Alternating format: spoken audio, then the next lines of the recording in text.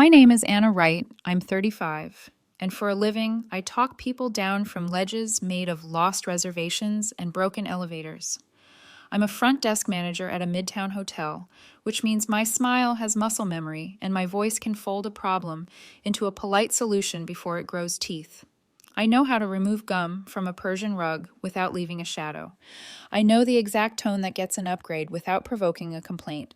People hand me their chaos disguised as questions, and I hand them calm wrapped in, of course, absolutely. At home, calm is something I pretend I don't miss. 2 bedrooms in Queens. Eli is 9 and growing out of socks midweek. Sophie is 6 and collects stickers like apologies. Their dad, Thomas, and I co-parent like teammates who learned not to pass blame, just backpacks. We text logistics, swap jackets when one of the kids forgets, and refuse nostalgia with a nod. It's not friendship exactly, but it's steady. Steady is underrated. Steady, though, can be a costume for silence. For years, every holiday meant the same soft sentence from my family. There's no room for your kids. The words were always padded by my mother's gentle sighs, by my father's quiet, practical tone, by my sister Lily's sparkle. The reasons changed the way weather does. Basement under renovation, guest room set for the twins. Mocha the golden doodle needs a quiet space. But the result didn't. There was room for Lily's 5-year-old twins, Theo and Piper, and there was room for Mocha, who once got a stocking with his name stitched in gold thread. My children got porch hugs and a to-go plate. I learned to call it logistics. We'll stop by early, I'd say, like that was normal. I'd keep the car warm, pack coloring books, take driveway photos because the living room was staged for someone else. The first year I brought Eli as a baby, Mom said, "Just stop in for hugs, sweetheart. It's chaos with the twins." When we arrived, 2 high chairs sat at the table with place cards, Theo and Piper. I bounced Eli near the coat closet while Lily laughed in the kitchen. "We totally forgot your little guy needs to sit too," she sang, not moving anything. Dad said, "We'll make do," like the words could build a chair from air. Mocha hopped into his lap and the conversation pivoted to dog sweaters. Christmas after that, Mom called a week before. "Full house, darling. Come at 8 for coffee." Presents were at 10. We left at 9:30. Through the window, the twins wore matching pajamas under the tree, Lily's voice bright as a Macy's ad. I told Eli we would do gifts at home. He was too little to know the difference. I told myself that and swallowed the burn that came with it. Next year will be different, I kept saying, like a superstition that didn't like the light. Excuses mutated. The basement's mid-Reno. Your kids don't sleep well in new places. The twins are on a strict routine. But the truth was simple. Space bent toward my sister. Maybe it's because Lily is the glitter version of everyone's favorite. Louder laugh, big plans, an orbit that makes people believe they're being pulled by the sun. My mother calls her our star. My father calls me steady, then hands me the heavy boxes. Family math is never written down, but you learn how to solve for X anyway. It wasn't just space. It was money, too. Always small, always cheerful. Lily's texts were invoices written in friendship font. "Can you grab the twins' robotics kit? I'll pay you Friday. $199. Friday never came. The sitter canceled. "Can you cover the deposit? $75. You're a lifesaver. Theo's inhaler copay is ridiculous. $62. Love you." My mother's version was gentler. "Don't worry your sister right now. You know how kids are." My father's version was older. "Family helps." My version was renaming a spreadsheet at midnight after I'd spent all day soothing strangers. Lily, tracking. Every dollar lined up like a parade I didn't want to watch. I tried bringing it up once. Calm, logical, careful. "We drive an hour, come early, leave before dinner. It's hard." Mom sighed. "Oh, Anna, don't make everything heavy." Lily jumped in. "Don't guilt trip me because your kids are high energy." "They're children," I said. "Exactly," she replied, and smiled like she'd won a medal for sparring with air. So I tried smaller boundaries. "Please ask before you use my Amazon. Please don't add my card to Instacart. Please don't send me payment requests with no explanation." Lily replied with thumbs-up emojis and did all 3 within a week. One day I saw a delivery tip for an address that wasn't mine. Accident, she said. It kept being an accident. Why didn't I blow up? Because blowing up would become the story, and I'd be the villain. My mother has a way of holding her breath that makes you feel like you broke something expensive. I learned to make repairs before the break. Outside of my family, I am efficient. I am kind like a clean line. Inside, I disappear into polite words and logistics. We'll stop by early. It's okay. Don't worry about it. I rearrange myself so everyone fit, everyone except us. Easter. Eli handed Mom a dyed egg in a paper cup. She smiled and set it behind a lamp where no one would see. The twins made 12, she said. Like that explained physics. Thanksgiving, Sophie sat on the floor with her plate because there wasn't a seat. Dad laughed. She's young. Gravity works different at 6. Lily taped Mocha's gold paw print on the fridge and grinned when she caught me looking. He's family, Mom said, like that explained everything. I wanted to ask her whose family we were talking about, but the words felt like a match, and I was tired of smelling smoke. If this sounds like I'm angry, I am. But anger isn't the headline. The headline is grief. Grief for the holidays that taught my kids to stand at thresholds and smile through windows. Grief for the way I started believing the lie that we were too much, too loud, too complicated, too everything. There's a special kind of tired that comes from accepting less under the name of peace. And then this spring, the city offered me a horizon. A promotion, not huge, but enough for a bonus and the mental permission to look at something brighter. I saw it on a Tuesday, a top-floor duplex in a building someone had finally loved back to life. People called it a penthouse. I called it sunlight. 2 balconies, a clean line of sky, room for bunk beds, and a table that didn't wobble. I walked through the empty rooms whispering a word I didn't trust. Mine. I signed the lease, ate Chinese takeout on the floor, and watched the city blink like it couldn't help itself. The keys felt heavy enough to anchor a life. I took one photo, the long window, the dusk pouring in, and sent it to the family chat. Mom replied with 20 exclamation points. Dad wrote, "Proud of you, sweetheart." Lily added, "OMG," then followed it with, "We're packing our things right now." For a second, the old knot in my chest twisted, the kind that tightens before you can name it.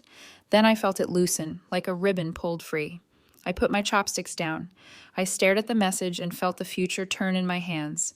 In my head, a lifetime of will make do tried to sprint out of my mouth. Fresh sheets, a dog bowl, a spare key, a promise I didn't make but would wake up paying for. I've seen it at the hotel 1,000 times, how one night becomes just until we find something, how kindness becomes entitlement because it's easier to ask than to look inward. The hotel has policies. I needed one for my life. Ryan, my boyfriend, called then. He has the kind of voice that takes you off speaker even when you're still on it. "You're quiet," he said. "My family thinks an empty room means they own the door," I told him. He laughed softly. "You don't owe anyone a lease on your peace." I pictured his hands measuring a window, his mind drawing lines that made sense. "Write the rule," he said, "then keep it." I picked up my phone, typed slowly so I couldn't take it back. "This isn't a hotel. We're not doing that." I pressed send and waited. The city hummed. Upstairs, nobody. Downstairs, nobody. In the new silence, I could finally hear the place breathing. I pictured Eli's blue blanket on the top bunk, Sophie's unicorn pillow on the bottom. I pictured Saturday mornings when the sun pushes through the blinds like it has good news. I pictured my kids' backpacks dropped in a place that didn't roll them back to the car. The phone lit before it hit the table. Lily, then Mom, then Dad. The old choreography of crisis, my family's favorite dance. I picked it up, exhaled the breath I'd been saving for years, and said hello like someone who finally remembered her own name. The next morning, I woke up to sunlight spilling through the tall windows, and my phone vibrating like it owed me an apology. A flood of messages from the family group chat filled the screen. Lily's first. "You were serious? Wait, for real? You're not joking?" Then a string of laughing emojis, as if my boundary was a punchline. Mom had chimed in next. "Anna, you're overreacting. She's your sister. You have space." Dad's was simpler, a peacekeeping emoji he probably thought counted as wisdom. Ryan leaned against the kitchen counter, coffee in hand, watching me scroll. "They're not used to the word no," he said. No, I replied. They're used to me cleaning up the mess after saying yes. I looked around the apartment again, light pooling on the hardwood, the sound of the city filtering in through half-drawn curtains. It didn't feel like luxury. It felt like breathing. That day, I spent hours unpacking what little I had, a few boxes, bunk bed pieces still wrapped in plastic, and my favorite mug with a hairline crack shaped like a lightning bolt. Every sound in the room echoed, as if the walls were learning my name. By evening, the guilt began to creep in like fog through the seams of a closed window. The kind of guilt only family can trigger. I sat on the floor with takeout again and reread Lily's message. We're packing our things right now. She hadn't even asked, just assumed that my life was an extension of hers. The phone rang. Of course it was her. Anna, she started brightly, as if we were sharing good news. Okay, so when should we bring the playpen? You'll love Mocha's new bed, matches the decor perfectly. Lily, I said evenly, there is no Mocha bed here. A pause. Then her voice dropped to that soft, dangerous tone she used when she was deciding whether to play martyr or manipulator. You're serious? Yes. Anna, we can just use the second bedroom. The twins don't mind sharing. You're acting like we're strangers. No, I said again. You're my sister, and that's why I'm finally telling you the truth. You can visit, but you can't stay. Silence on her end, except for a sigh so theatrical I could picture her tossing her hair and rolling her eyes. You're punishing me for Mom's rules, aren't you? This isn't punishment, it's peace. Her laugh was sharp. Peace? You sound like one of those self-help podcasts. Before I could reply, a third voice joined in. My mother. Anna, honey, she began, her tone syrupy but cold underneath. I'm hearing that you're refusing to help your sister. I'm setting a boundary, I said. Boundaries, she repeated, as though the word itself were a bad flavor. Everyone's obsessed with those lately. It's just another excuse to be selfish. I swallowed hard, remembering how she used to use that same tone when I was 10, and refused to lend Lily my favorite doll.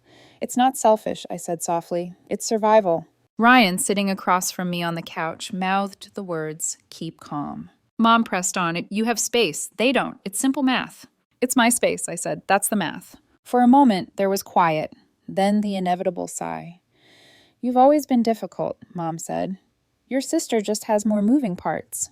I have 2 moving parts, I said. They're called Eli and Sophie. That earned another scoff. Your kids are loud at night, Mom said. The twins sleep like angels.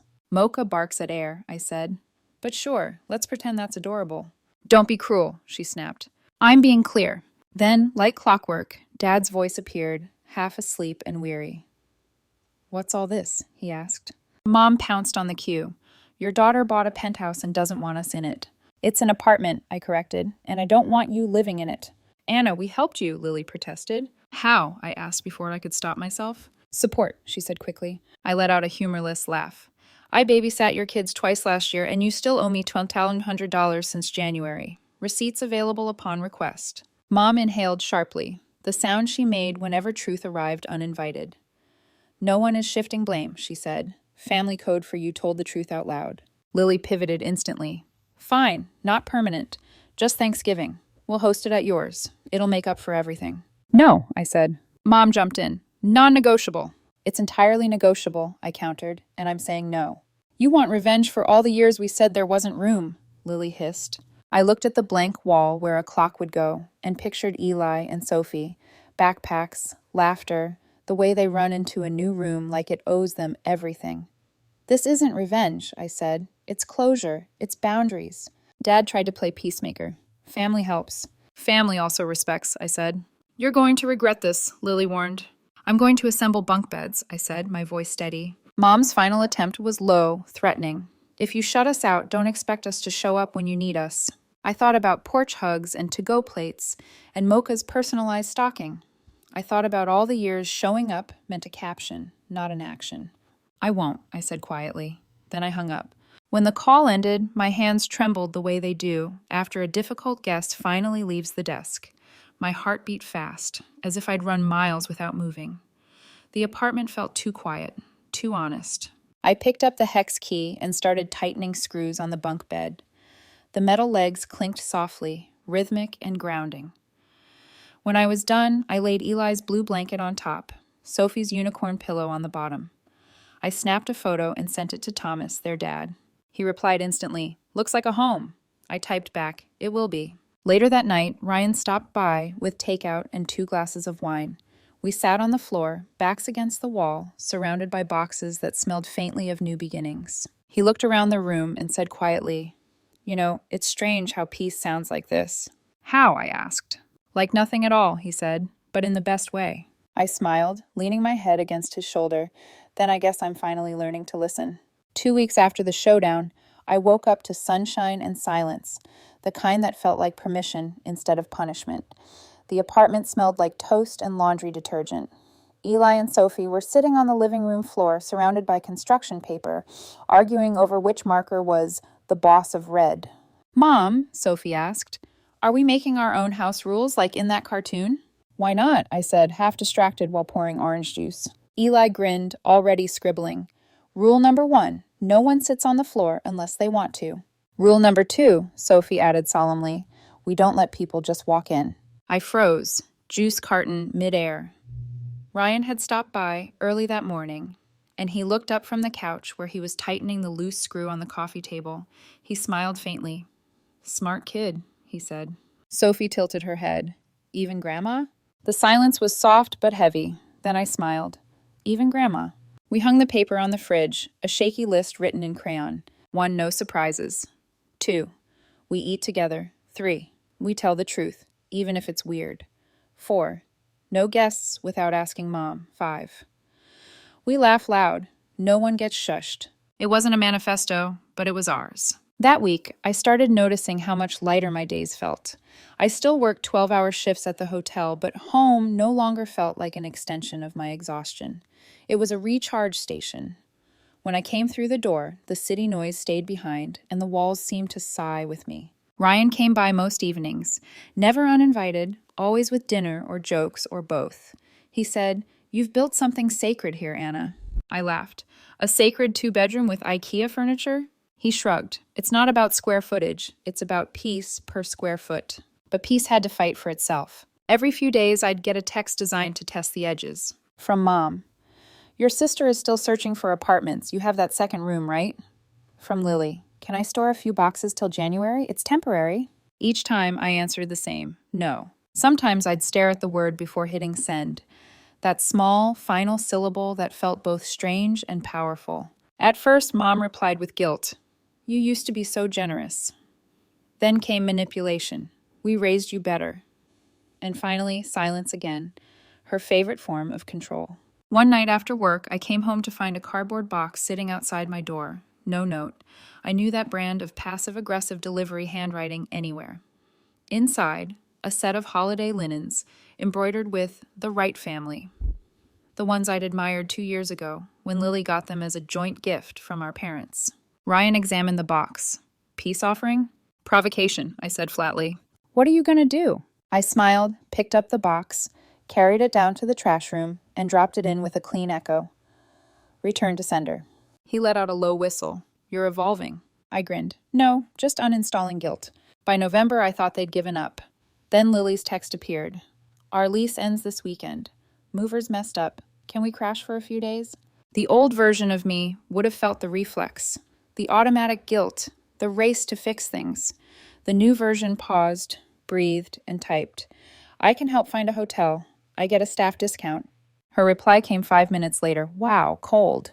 I set the phone down, smiled at the irony, and went back to stirring soup for my kids. That weekend, I heard the first knock I didn't expect. I'd just finished bathing Sophie when my phone rang. The building concierge. "Ms. Wright," he said. "There's a woman downstairs with several boxes and a golden doodle. She insists she belongs to you." I sighed. "Oh, she does, but not the way she thinks." When I arrived at the lobby, there she was, Lily, standing on a pile of her own luggage, Mocha in a scarf, her twins tugging at her coat. "Don't be dramatic," she said, as if I was the one staging a performance. "The movers can't come till Tuesday. We'll just stay a couple nights." No, you won't." She blinked. "Excuse me?"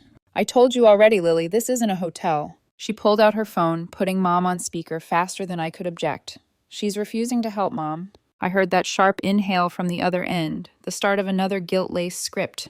"Anna, can't you compromise? 1 suitcase each, 2 nights tops." I looked at the mountain of boxes. That's not a compromise. That's a relocation plan. Lily's face twisted. You used to care about family. I still do, I said quietly. That's why I stopped letting it crush me. For a moment, the lobby was silent except for the hum of the air vents. Then I turned to the concierge. These don't belong to me, I said. His eyes widened slightly. Understood. When I walked away, Lily muttered, You'll regret this. I didn't. That night, I ordered pizza, dragged the coffee table aside, and turned dinner into a floor picnic with Eli and Sophie. They dipped crusts into soda and giggled until the carpet was covered in laughter crumbs.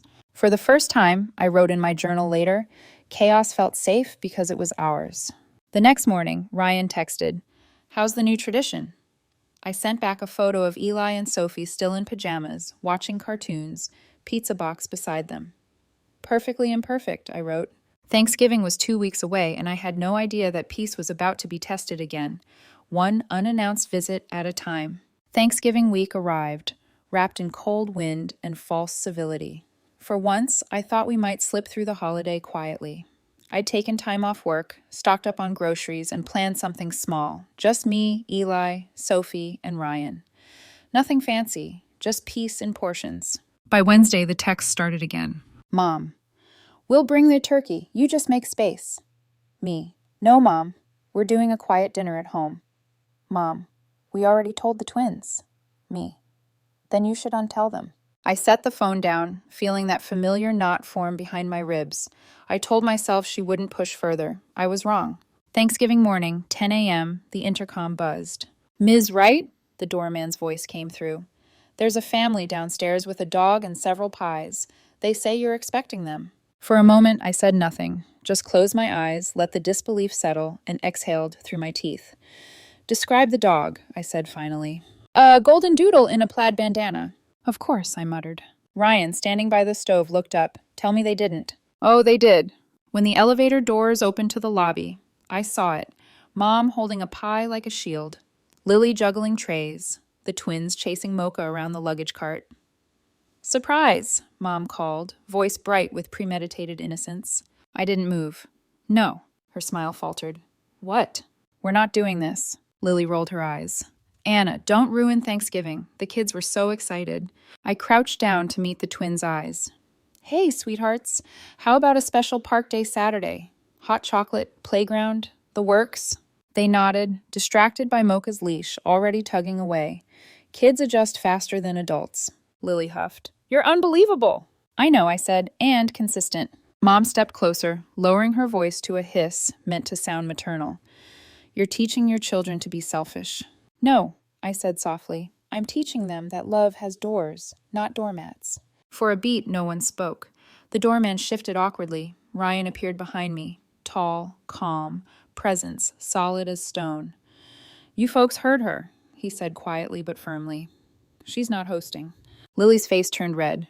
Oh, you think you're the enforcer now? He met her gaze. No, just someone who respects her boundaries. Mom's mouth tightened. Fine, we'll just go. I hope you enjoy your tiny little Thanksgiving alone. I will, I said. When the elevator doors closed behind me, my reflection stared back. Steady, not shaking. Upstairs, the smell of roasting chicken filled the air. Not turkey, something simpler. Sophie sat cross-legged on the floor, painting a construction paper turkey. Eli sprinkled too much pepper on mashed potatoes.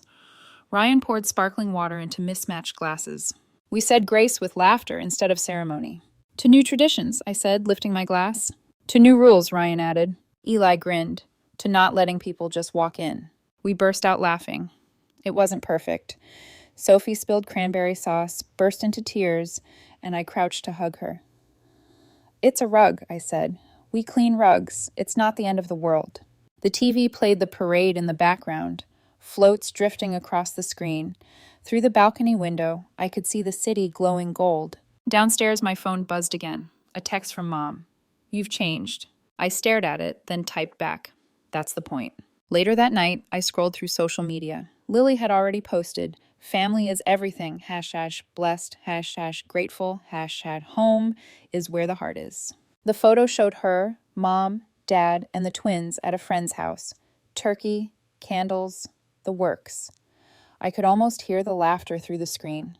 But I felt no envy, just a quiet kind of relief. Ryan noticed the look on my face. You okay? I nodded. Yeah, for the first time, I think I actually am. He leaned closer. You sure? I smiled. Peace feels weird when you're new to it. After the kids fell asleep, we stepped onto the balcony. The city wind was sharp, but kind. Ryan wrapped his arm around me. You did it, he said. What? You didn't fold. I exhaled. Feels like I just learned how to stand. Down below, the streets buzzed with traffic and laughter. My phone lit up one more time. Another message from Mom. Your father's disappointed. I typed back, he'll survive, so will I. Then I powered the phone off. We sat there in the glow of the skyline, our reflection in the window, a quiet portrait of something I'd never had before, stability that didn't depend on permission. That night, after Ryan left, I peeked into the kids' room. Eli's blanket had slipped to the floor. Sophie's hand rested on her stuffed bunny. Their faces were soft, unguarded. They slept like people who belonged. And maybe that was all I ever wanted, a space where belonging wasn't borrowed. December arrived softly. The city lights strung up like memories that had learned to forgive themselves. The apartment had taken shape by then, drawings taped to the fridge, Eli's science kit on the counter, Sophie's glitter shoes by the door. The chaos was mine now, and that made it beautiful. I woke each morning to quiet. Not the cold, punished silence my mother used to weaponize, but the warm kind, the one that hums between coffee pours and cartoon giggles. Peace had texture now. Ryan stayed over more often, never assuming, always asking. One night while we decorated the small artificial tree, he said, You ever realize you don't have to earn calm? I looked at him over a tangle of lights. You mean it can just exist? Exactly. It hit me then. I'd spent half my life mistaking exhaustion for love and compliance for kindness. Now I was learning that stillness was an act of courage. Our new traditions grew out of that stillness. Cookie nights, balcony carols, bedtime stories that ended in giggles instead of guilt. When the kids helped me hang ornaments, Sophie whispered, Mom, it feels different here. I smiled, because it's ours. Then, as if on cue, the first crack in the calm, a text from Mom. We got the twins a train set for Eli. We'll stop by to drop it off. My pulse quickened. For a moment, the old instinct kicked in. The part of me trained to rearrange the room, make excuses, prepare for invasion. But I stopped myself. I typed back, Thanks, Mom. We'll see. She replied instantly, We won't stay. I didn't answer. Christmas morning came quietly. The kids padded out in pajamas, eyes wide at the tiny tree. Pancakes sizzled, orange slices gleamed, and Ryan played some soft jazz playlists that made everything feel cinematic. There was no chaos, no doorbell interruptions, just laughter echoing against new walls. Eli held up his gift, a model plane, and said, Mom, are we going to go to Grandma's later? I looked at him carefully. Not this year, honey. We're doing our own Christmas. He nodded, thoughtful. Cool. Can we build this now? Absolutely. We FaceTimed Grandma later that morning. The background of her screen was the familiar noise. Wrapping paper, chatter, Lily's twins running in circles, Mocha barking at air. Hi, Grandma, Sophie yelled. Mom smiled through the screen, eyes soft but tired. Merry Christmas, sweetheart. Lily appeared behind her, overly bright. Merry Christmas, Anna. Kids, we were just saying how quiet it is without you here. I smiled politely. It's peaceful. That single word carried more meaning than an argument ever could. Mom blinked, like she wanted to say something but thought better of it. Then she smiled again. Smaller this time, realer. Well, she said, I'm glad you're happy. Me too, I said. When the call ended, Ryan glanced at me. That sounded almost civil. I shrugged. Maybe she's realizing peace doesn't need her permission. He smiled, kissing my forehead. You earned this. No, I said quietly. I chose it.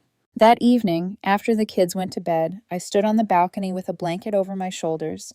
The city below glittered with thousands of windows, each one its own little world of stories, of people trying to unlearn the noise they were born into. I thought of all the Thanksgivings spent in driveways, the porch hugs, the to-go plates labeled for Anna's kids.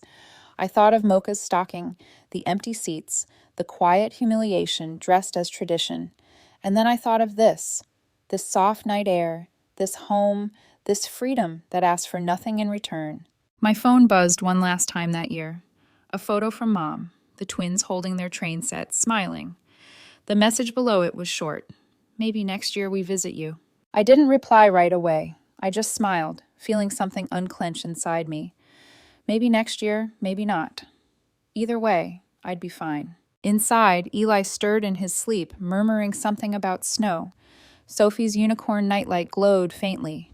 I looked around the room, the small signs of a full life, and finally exhaled. I whispered to myself, for years they said there was no room for us. Turns out I just had to build my own walls and open my own windows. Snow began to fall outside, soft, unhurried. I wrapped the blanket tighter around me and watched it drift down through the city lights, feeling the quiet heartbeat of home. Because peace isn't the absence of family, it's the presence of boundaries. And this was mine.